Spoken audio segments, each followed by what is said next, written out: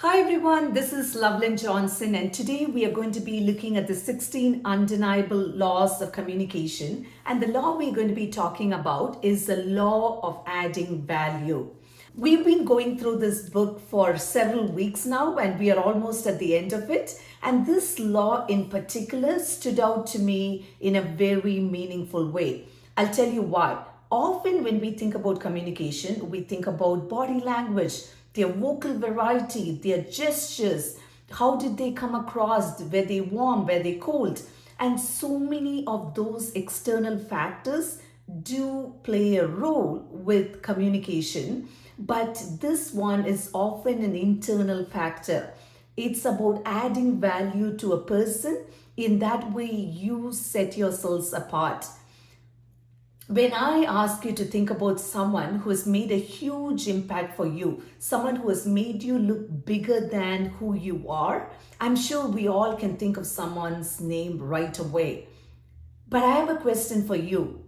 How often have you been that someone to someone? How often have you made others bigger than who they are? If I ask you, who's your favorite teacher, that one teacher would come to your mind. Why?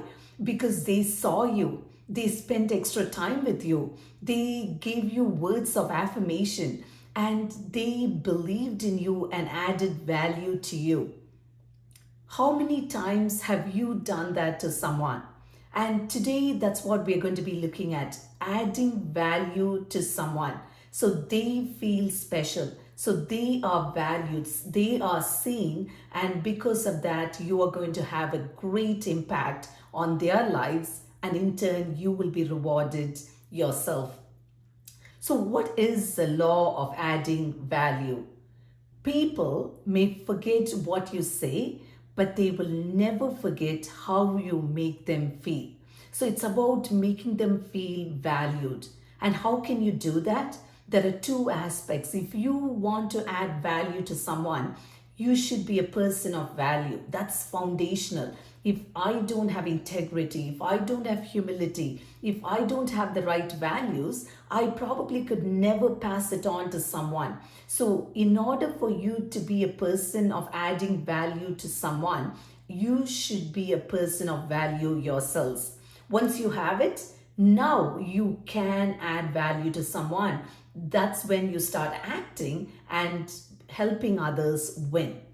I love this quote by Zig Ziglar. He says, if you help others get what they want, you will get what you want. Think about it. Serving comes first. Often we wake up and we think about what's in it for me. What am I going to do? How am I going to succeed? What are the things I'm going to do to win?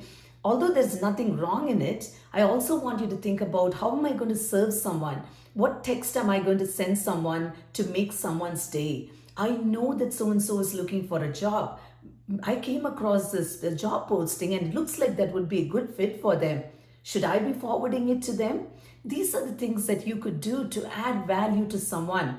Remember Zig Ziglar's quote, when you help others get what they want, you will get what you want. By serving, you are going to be winning.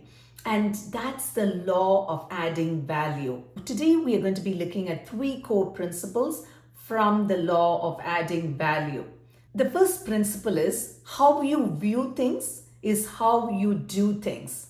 What do I mean by that? John tells a story about his dad, where his dad said to him in his 90s, son, the older I get, the more I value people. And John thinks to himself, that's nothing to do with your age, because I know so many people who are older who are bitter.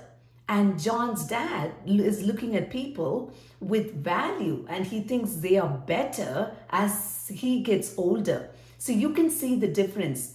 The thing about age is age exaggerates who we are. If I am a grumpy person, I get grumpier and grumpier with age. If I am a person who values people, I would get better and better with age. So if you're doing good things, that gets better with age. And if you're doing bad things, that gets worse with age. Things kind of exaggerate, whether it's good or bad, with age. And the reason John tells us that story is because his dad always saw value in people, and sure enough, at his old age, he still sees value in them. What could we do? How could this apply to us in a personal way? When you see someone, when you interact with someone, often we are very skeptical when we interact with someone. Instead, start with giving them a 10 out of 10. Imagine the difference and impact it would make. You are giving them 10 right at the get-go. They may have tattoos all over their body. They may have piercings all over their body. They may not look like you. They may not talk like you. They may look very different. But instead of focusing on your differences, when you think, I'm going to see them as a 10, you're going to find ways in which they are 10. That's the thing about how you view things is how you do things. Principle number 2, don't let your bad experience become a life experience. There is this beautiful quote by Mark Twain in the book, and it talks about the hot stove experience. A cat sits on a hot stove. What does the cat do? It gets burnt. The next time, the cat doesn't sit on a hot stove, which is wonderful. But the cat would also not sit on a cold stove. The lesson there is you shouldn't sit on a hot stove. But often, when a bad experience comes our way, we generalize it. We literally build walls to protect ourselves, and then we don't even sit in a cold stove. That applies to us. Think about how many times we have had the hot stove experience. We built friendships and then we were betrayed for some reason. And then we think, I'm not going to make friends with anyone from this point in time because who knows, I may get betrayed. I don't want to be hurt again. And so we build walls instead of building bridges. We take one bad experience and we convert it into a life experience. So I would encourage us, including me, not to take an bad experience and think that's how life is. Instead, look at it for what it is. Principle 3, focus on sowing, not reaping. You don't sow something today and expect a harvest tomorrow. When we think about reaping first, we probably will not do the right kind of sowing. When you sow, just sow generously. And the more you sow day after day, you are bound to reap the harvest someday. Not right away. The thing about seeds, it would not yield the next day. It would yield months from now. And some seeds would not even yield fruits months from now. It would be years from now. And still the farmer plants it with great hope. He waters it nourishes it, and does all the pruning and all the work that goes with it, expecting a harvest someday. Don't expect for a harvest right away. Just like any sowing, it's going to take time, and you are bound to reap the benefits one day. The book talks about the boomerang effect of the law of adding value. When you add value, you know that you are thinking that I'm going to serve someone, and you probably don't even know that one day you will be rewarded. But there is this boomerang effect. When you serve, you're bound to reap the harvest.